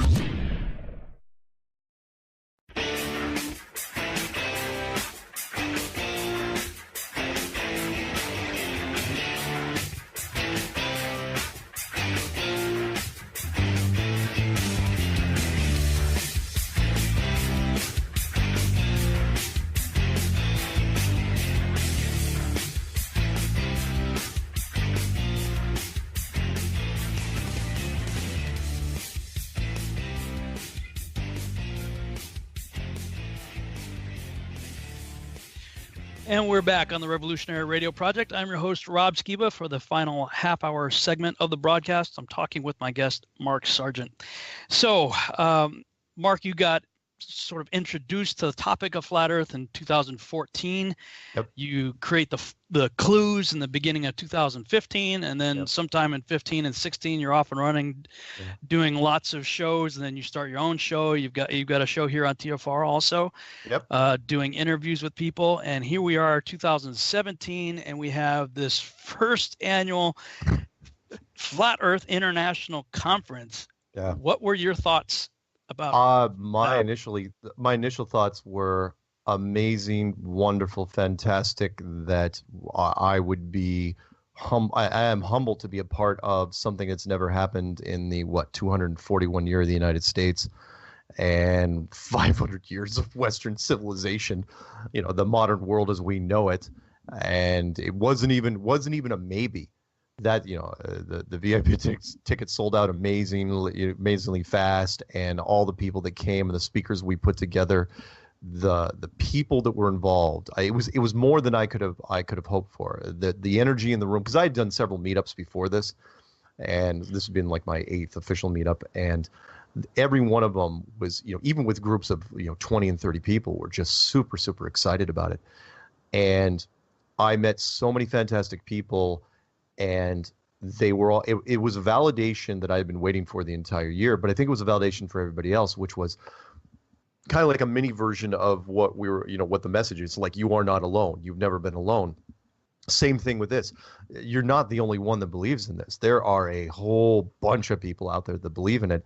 And to get them in a room, it's really cathartic, because all of a sudden you're in a room where you're not worried about judgment from your family, from your friends, from your coworker. You know that the person sitting next to you is absolutely on the same page with you. Now, they may disagree on a few little things here and there. That's to be expected. But for the most part, and then the energy starts building, and nobody slept. I slept horribly for the first 2 nights. I was so jacked up. And I rewrote my intro, for my Q&A thing like 3 or 4 times. And finally, I asked literally one of the people that was with me, I go, what do you want me to do up there? He goes, dude, just get up there and let people talk to you. Just bounce off questions and just get the microphone in the crowd and just start talking to them. I said, you know what? That's exactly what I'm going to do. And between that and the media, which, I only knew of like 3 or 4 groups that were going to be there beforehand. And when I got there, it just kept coming in, you put that, you saw it, you were there. I mean, you put that many cameras in the middle of a lobby with that many people. Oh, it's man. it's chaos. Yeah, it was like they're boom mics hovering over every direction you turned. Yeah, and you didn't know who they were either. Yeah, you're like straining to look at badges. Like, okay, what group this boom mic belongs? Who are you guys? Yeah. And I stopped asking. I just literally, it's like whoever's tapped on my shoulder and says, "Hey, you want to talk about it?" Okay, fine. Point me wherever the camera is, and I'll do it. But it was very well done. Security was fantastic. I thought Robbie did a great job. Putting it together. Considering the hurdles he had to go through, I thought it was very well done, and considering the roster changes we had to make over the last several. Several. On the fly, even like more guy was supposed to be there Sunday morning. Yeah. It's like nobody. He's a no-show. But that's a testament to, if a sports metaphor, the depth of the Flat Earth roster. Everybody knows this. What I love about the Flat Earth community so much is they know a lot of the material. They've heard it. So where you put them in, I'm not worried. It's like, put him in front of a camera. Yeah, he may not get all of it, verbatim or whatever, but he's gonna be able to throw a lot of knowledge your way. And so when there was these last minute roster changes, oh my God, we stepped in. It was seamless. Like, yeah, put D-Mar. D-Mar will open the show. Yeah, I can open the show. He opens the show. Morgile's out. All right. Iru, you want to be a Glowbuster? Yeah, be a Glowbuster. All right, but Iru's a Glowbuster. and this really, I mean, that's how quickly things. But it did not surprise me. There were that many great people involved. And I was, for me, and you probably caught it too. My favorite moment wasn't the media. And it wasn't necessarily, I mean, yeah, of course, I love taking pictures of people and all that stuff. It was that early closed door meeting, that first security meeting we went to. When we were all sitting at that table, because it was the first time we'd all been in the same room together. In fact, a lot of us, is the first time we even met. Yeah. And we're all there sitting around the table. And it's like, holy smokes, we're really going to do this. This is when I knew, it's like, okay, at this point forward, this is where it really starts gaining ground, because we're all here. Nobody's fighting. Nobody's jabbing at each other. I mean, everyone just smiling. It was the absolute opposite of awkward moments in that room, to where the volume started just ramping up, and it was a really cool moment for me. So yeah, the whole conference loved it, absolutely loved it. Yeah, it was cool. I mean, there are certainly differences of opinion amongst the speakers that were there and whatnot. Of course. But everybody realized, okay, we have a common goal here.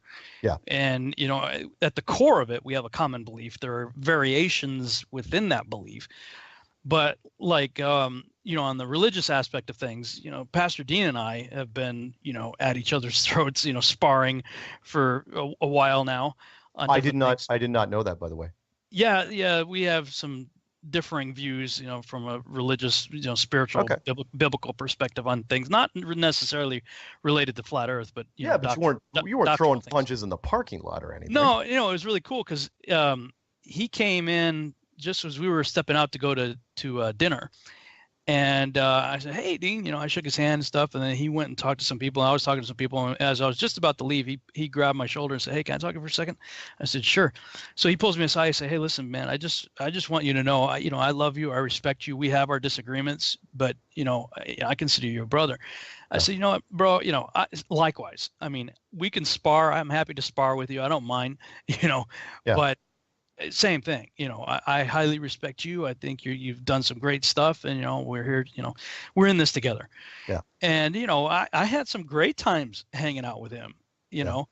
And but that was the thing that I thought was really cool, is that even in our differences, as far as I can tell, everybody was united. Oh yeah, there was sure. a lot of mudslinging that came out afterwards, not from the attendees or the No, speakers. no. There was always going to be that, though. I mean, let's face it. You know, if the I shouldn't say this, but I'm going to. If the cool kids have a party, there's always going to be people offended that it's not at their house. It's like I wouldn't go to that party. It's a suck party. Who wants to go to that party? I'm gonna complain about it. It's like, dude, you were invited. I don't care. Yeah. Yeah. Yeah, and of course all the accusations. Of course, you were getting some accusations even before it. With the ODD video and everything. And to be frank, I saw the video and the stuff that was being thrown around. I'm listening to the accusations, and I don't know if you caught the show I did with Robbie Davidson. I did, and thank you for that. I did listen to you and Robbie. Yeah. Yeah. Well, I was like, look, I'm in the web business. I know what it's like to, get domains and, whatever the situation. All the stuff that I saw that was coming against you, I'm going, well, there's some easy alternative answers to this that doesn't have to involve, any kind of conspiracy. I know. And since a video had just come out against me not too long prior, and I looked at the accusations that they were doing against me, that I'm in with Rick Warren, with the, and I've been on set with George Lucas, so I'm a Hollywood shell, and I'm like, you really didn't do much research at all, because that's a Photoshop picture of my face on Steven Spielberg's body. But it was just, I saw the level of, I don't even want to use the word scholarship because it doesn't really apply. But I was about to say, I wouldn't use that word. But that was the level of intelligence that people had that was attacking me. Yeah. So I was like, I don't see it. And again, the conspiracy world, as you know, and you touched on this with your ABC lady, which was, look, trust is a hard thing to come by in the conspiracy world. And if you tracked like the conspiracy trust level, like a bell curve, there's people out there that absolutely will just jump on you at any hint of anything. They will make a massive leap of faith to come after you. And I put that challenge out there to the web. I go, look, there is no webmaster out there worth his salt. Anybody that has any experience with webmastering is never going to think that Metatron was involved with me, way before the clues. I mean, seriously. I mean, and jumping on the app thing, it's like, oh yeah, his app was built in 2010. I said, so what? I was doing nothing for 5 years until, and then I put out the clues. But I had already anticipated that I was going to need an app, because a lot of people had apps back in 2010. Come on. Well, you were still in, PSYOP training school with the Jesuits and Freemasons, so you could have all your down in Colorado Springs. No, I was drinking a bunch of wine and playing video games in 2010.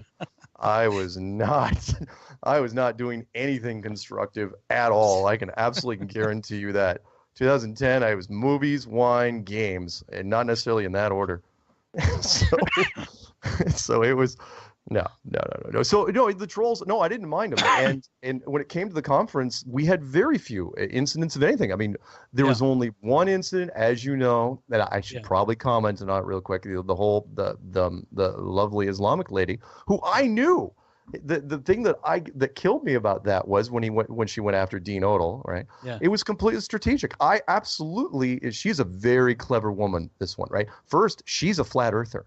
And people, I made this comment to other people. If you're listening, Miriam, I get where you're coming from here. But she did nothing but help us, because all she did was she complained, dragged some of the cameras out with her, because the cameras are bored, and it was like, oh yeah, this could be interesting. And she's complaining about her demographic not getting enough flat Earth representation. It's like, that's gold. It's like, we think the Islamic community, the female Islamic community, should get more flat Earth representation. Are you kidding? Do you know what sort of message that sends? There's people out there right now. It's like, wait, does the Rainbow Coalition need like a flat Earth representation? It's like there's other minorities out there, there are groups that are probably now thinking there's a flat Earth rep gap happening as we speak, and that's all she did. It's like she wasn't a globalist attacking; she was just a flat earther complaining that there wasn't enough camera time.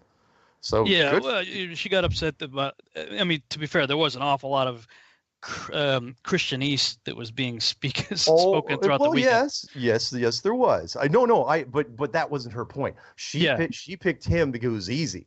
It was like, okay, in fact, she told me, I should have seen it, honestly. She was talking to me just before she went in there, and she's going, there's, a Christian man in there talking, that Christianity shouldn't hijack the conference. I was going, well, right. The producer is Christian, so he can angle it any way he wants. So, but anyway, but I'm just saying that it worked out. It didn't hurt us in the slightest, because again, she wasn't. If she was a globalist complaining, that'd be a whole other thing. But for her, it was like, no. We need more. Basically, she was not shy. We need more Islamic people in Flat Earth. We need more women. It's like, all right. Did she actually say that out there? Oh yeah. Yeah. Because she said she wasn't Muslim. She said her father was, but I know she was into goddess worship and all right. Goddess. Okay. So she's not. I'm sorry. She's not. Maybe I'm. Oh, you know what? I'm going to take that part back. She may not be a practicing Muslim. However, she's a very proud Iranian woman. So very culture. Yeah, and I will say this. Look, she was one of. I got to give her credit where credit is due. She's one of the first Flat Earth women I even met. Because in fact, it's irony. Those flash drives I was handing out to people, I have a sample folder in there, a folder called sample voicemails, and there's only 4 voicemails in there I picked. One of them is hers. Huh. Yeah, where she's actually saying, "Oh, Flat Earth changed my life, and it's so great and wonderful," and it was very sincere and very passionate, and very heartfelt. So I know what she was doing. She was no extremist. It was very, very clever. Anyway. Yeah, well, that was the only disturbance. The only thing I was aware of that took place. And I actually, I said this during the conference. Somebody asked me what my take on that was, and I was like, what? I actually understand both positions here. Right. Dean is a pastor. He's an evangelical Christian pastor, so he's going to do what evangelical pastors do. So if you ask an evangelical pastor to take the stage, well, he's going to do what pastors do, and I'm all for it. Yeah, right on. She's not on that page, and nope. She's like, look, I came here for a Flat Earth conference, not a Christian crusade. Right. Okay. I think the way it was ultimately handled was done appropriately. Dean's like, look, I love you. You weren't asked to speak. I was, and right. So it was what it was. But it could have been worse. Let's put it this way: that was not a Q&A panel. No, it wasn't Q&A. It was right. It was right in the middle of his talk. Thank God she didn't have a microphone. It could have been bad, but at the same time, hey, it gave security something to do. I mean, they were pretty quiet. To Robbie's credit, and John Gabrielson, was brought in to help out. Also, they had a really tight security. Yes, they did. Operation going on there, and a lot of people, we had that little private meeting, so we were introduced to some of these people, but right. The audience at large didn't have a clue who was standing or sitting next to them that was actually part of the security detail. Right. And anybody would have given us any trouble. And to be fair, I'll take a little bit of blame for this because I was, the one that got the actual threat before this thing actually happened. Yeah. And I wouldn't have taken it. And I don't know if I told you, I wouldn't have taken it very seriously. But the person in question bought several tickets. Oh, to it. It's like somebody was planning on doing something to you. Well, that was implied, and I was going, all right. Well, if you're gonna go down that road, then. But the security was already in place at that time, and they were very, very good. I mean, there was contingency for just about anything, and they were great. I loved them. Yeah, in fact, I was looking through the photographs. Because a lot of still shots were taken. I only spotted them a couple times, even in the photographs. They're very, very invisible. Yeah, they did a great job. So, wow. I mean, meetup groups. Yeah. Conferences, billboards. Yeah, I forgot to mention. Well, I mentioned it earlier, but that's how the weekend started. Was who put that billboard up? Do you know? That particular billboard was done by DITRH. Oh, really? Yeah. He was the one that was David. And funny enough, the website he mentions on it was ODD's. Yeah, it was. Yeah, why not? But yeah, he was the one that took care of that, and he did a great job and got the drone out there. And then he went back the second day because HBO wanted some more footage of it, and so then he took some long distance drone shots. He got better with the drone, and that I think they're going to definitely use in the The thing, yeah, well, I think it's coming out this weekend. I'm gonna take. Yeah, I'm crossing my fingers. I honestly, they shot so much footage. They should be able to do a bigger piece than just straight up Vice News. But you never know. Who knows with those guys? They shot for 3 days, and I mean, I can't imagine they condense it down to 10 minutes. But if they have to, they have to. So. Well, I gotta say that was pretty cool. I mean, I booked about the only flight that I could get that wasn't gonna make me wake up at 3 o'clock in the morning. That could get me there. We got there. Sheila and I got there at like 2. Yeah. And it just turned out that the guy that was sitting behind me, who lives, here in the North Dallas area, was attending the conference. Sheila had to use the bathroom, so I stood up, so she could get out. She was in the window seat, I was in the middle, and so I'm standing up, and the guy that was sitting behind me is like, "Rob Skiba, hey," he's like, "You're the reason I'm coming to this conference." I'm like, "Wow!" So we start talking, and it turns out he had a rental car. Oh, wow. So, and this other guy, Matthew Long, that I had met at the conference in Austin that I was at just a few weeks prior, we were all trying to figure out how we were going to get to the hotel and how to get to the billboard. And this guy's like, "Yeah, I got a rental car." So we're like, cool. So we jumped in the rental car, and literally, it looks like we got there like right at the moment you guys were ready to do your thing. Right. So it was like perfect timing. Of course, it was kind of cold and rainy, but it wasn't the best conditions, but that's a testament to the dedication of the group. They didn't complain. Let's walk through the wet grass and it's slide down the mud. Well, that's just it. Nobody was supposed to park down there. There was a back parking lot on the other side, but nobody knew that. So once the first person pulled over, I'm going, you know what? Everybody's going to pull over now. Try to climb that hill. And I'm watching Patricia and those heels was going. It's just going to be fun. Yeah. Well, that's what we did. And, it was cool because as soon as we got there, I know everybody was getting organized for the picture, but it was kind of like you're looking around like, Jaron, hey man, David, hey man. It was like everybody's kind of looking around at who's around them, and it's cool to actually finally shake hands, hug, and meet you, in person. And that was really, it was a great way to start the whole thing off, I thought. Yeah. It was great. Let me tell you a quick thing on how it ended for me, because I left on Saturday afternoon and I was, as you know, just wiped out. I was so tired, and Patricia had already done like 3 podcasts. I was like, really, coffee can pull you out of this. But I know she slept more than I did. So I get to the airport. I'm trying to hide. Right? It's like, okay, nobody's going to see me. Right? Nobody's going to see me. And sure enough, I get to my gate, and who is literally sitting, and I didn't even tell her I was leaving for the airport, but Patricia, she's literally in the gate next to me. She's going to Houston. I'm going to Seattle. We're literally within 10, 15 feet of each other. It's like, oh, fantastic. So there's another guy sitting next to her, another guy from the conference, and she gets on her plane.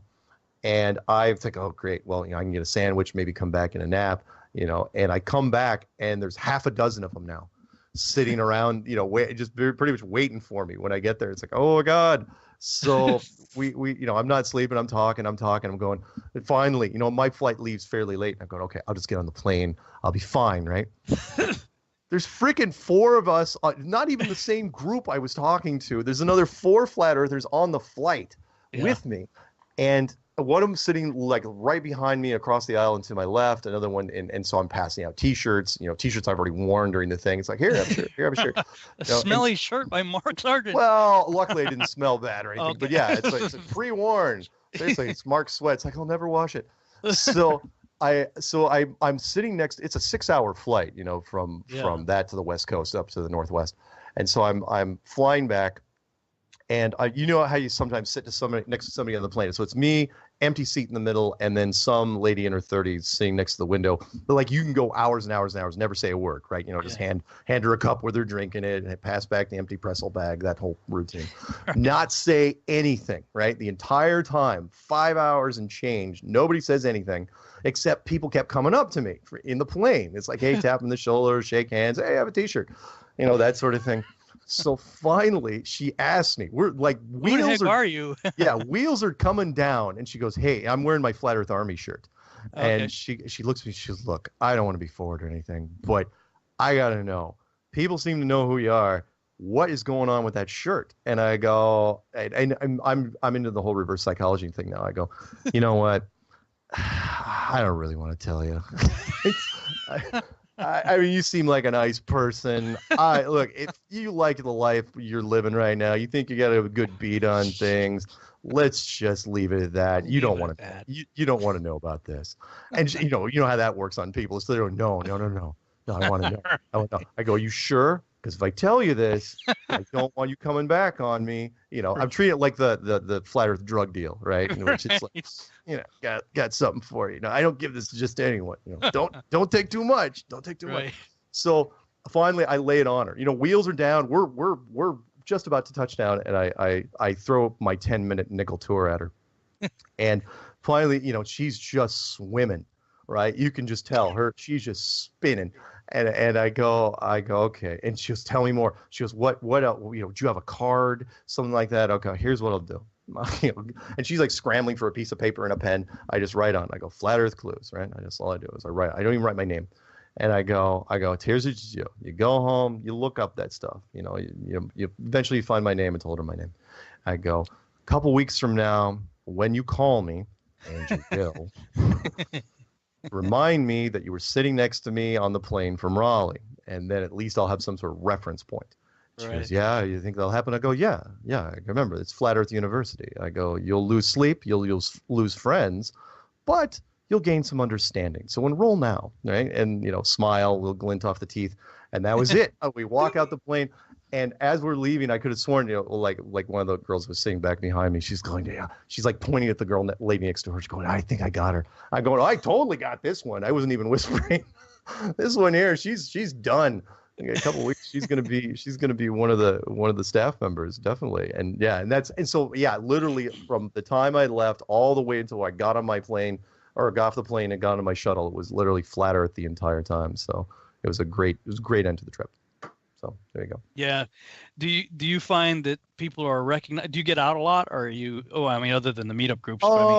Not that much. Well, no, because I'll give Patricia Steer some credit here. If she hadn't put me on video, I've done like 50, 60 shows with her. Yeah. A lot of people don't know. In fact, there was a woman I was at a meetup with in Seattle, and D Marble was hosting it, and he brings me up because Mark Sargent, take a few words, right? And I had been talking to this woman for like 10 minutes. And I get up there and I say hi, say a few things.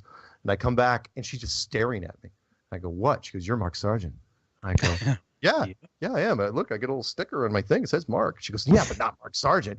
So no, a lot of people only know me for my voice, which is fine. I don't mind. That's perfectly cool. Yeah. But I did have that weird moment where I was at an airport in Atlanta and I was wearing my I Am Mark Sargent shirt. And the guy who was checking bags, he looks at me. He's checking secondary bags, and he looks at me, looks at the shirt, looks at me, looks at the shirt, and he walks and he's a young kid, 20-something, black, and he goes, you Mark Sargent for real? And I go, yeah, why? And he winks at me, and he does the Fight Club thing. He goes, that's my name too.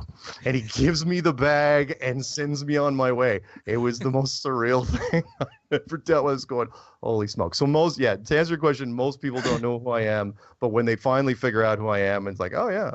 So that's a cool thing, I guess. It is weird. I mean, except that people now, because of you, are saying that they can blame me. Right. People now it was like, who's this Mark Sargent that got Rob all screwed up? Yeah, it's your fault. That's the new tagline. It's all your fault. Hey, man, another great show. Thanks so much for coming on tonight. Thank you very much, and hopefully we'll talk again. Yeah, for sure. Okay. And thank you guys for listening to the Revolutionary Radio Project. We'll see you back next week, 11 p.m. Central Standard Time. Good night, everybody.